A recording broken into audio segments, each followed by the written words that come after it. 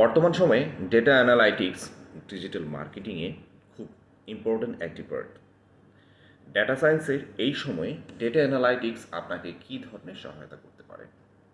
মূলত আপনি যখন ব্যবসা পরিচালনা করতে চান অনলাইনে, তখন আপনার কাস্টমার বিহেভিয়ার থেকে শুরু করে কাস্টমার প্রেডিকশন এবং কাস্টমারকে কীভাবে কনভিন্স করা যায় সেজন্য তাদের সেন্টিমেন্ট অ্যানালাইজ থেকে শুরু করে কোন কোন বিজনেস চ্যানেলে আপনি খুব ভালোভাবে বিজনেস করতে পারেন সেটির জন্য একটি অ্যানালাইটিক্যাল রিপোর্ট আপনার প্রয়োজন হতে পারে।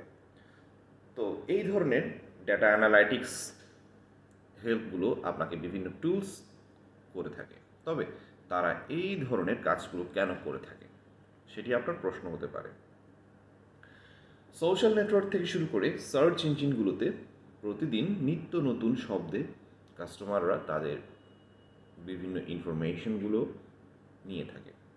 সেখান থেকে তাদের চাহিদা অনুযায়ী পণ্য বা সেবা বা তাদের ইনফরমেশন তারা নিয়ে থাকে এবং সেটির উপর নির্ভর করে তাদের বিভিন্ন চাহিদা তারা পূরণ করে।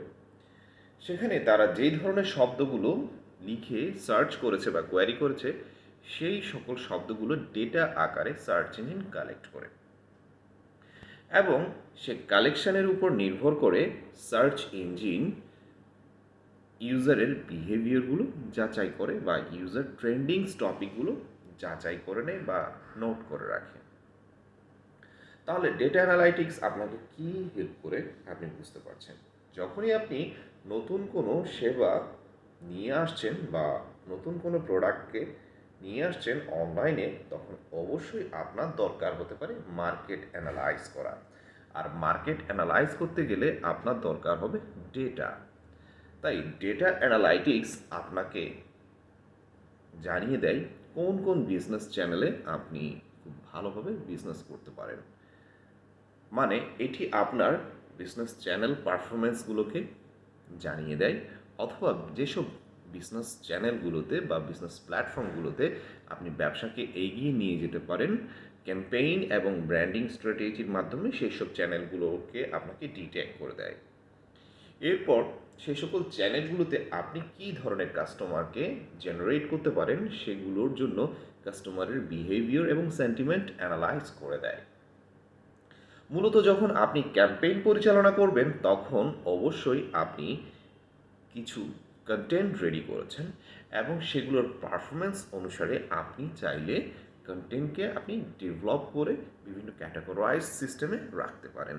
কোন কোন চ্যানেলে আপনি কী কী ধরনের কন্টেন্ট দিবেন সেটি আপনি ডিসাইড করে নিতে পারেন এবং এরপরে আসছে আপনি কন্টেন্টটাকে কীভাবে উপস্থাপন করবেন বা ডিজাইন করবেন। এটি কি টেক্সট রিলেটেড কন্টেন্ট, এটি কি ভিডিও রিলেটেড কন্টেন্ট, অথবা এটি কি ইমেজ রিলেটেড কন্টেন্ট কিনা, তার একটা ইউএক্স ডিজাইন আপনি করে নেবেন এবং সাথে সাথে আপনি ভিডিও রিলেটেড কন্টেন্টকে কীভাবে সাজাতে চাচ্ছেন সেভাবে আপনি একটা সুন্দর ইমাজিনারি ভিডিও থিঙ্কিং করে নেবেন। মূলত এইসব জিনিসগুলোর উপর নির্ভর করে কাস্টমার আপনার ক্যাম্পেইন থেকে শুরু করে বিজনেস স্ট্র্যাটেজিতে যখন এনগেজ হয় তখন আপনি বিভিন্ন ধরনের কনভার্সন রেট গেইন করেন। যেমন বিজনেস কনভার্সন আপনি গেইন করেন যেখান থেকে আপনি আপনার রেভিনিউ আর্ন করেন। তাহলে কনভার্সন রেট গেইন করার মানে হচ্ছে আপনি যে সকল ক্যাম্পেইনগুলো আপনি রান করেছেন সেই সকল ক্যাম্পেইনের এগেনস্টে বা ক্যাম্পেইনের জন্য আপনি কী ধরনের সেল ভ্যালু পেয়েছেন সেটিকে বোঝায়। আর এটির উপর নির্ভর করে আপনি রিটার্ন অফ ইনভেস্টমেন্টের উপর একটি সম্যক ধারণা পেয়ে যান। তাহলে খুব সহজেই আমরা ডেটা অ্যানালাইটিক্স সম্পর্কে বুঝতে পারলাম ডিজিটাল মার্কেটিংয়ের জন্য এটি আসলে কতটুকু ইম্পর্ট্যান্ট। ভালো লাগলে আমার সাথে থাকবেন। ধন্যবাদ সবাইকে। আসসালামু আলাইকুম।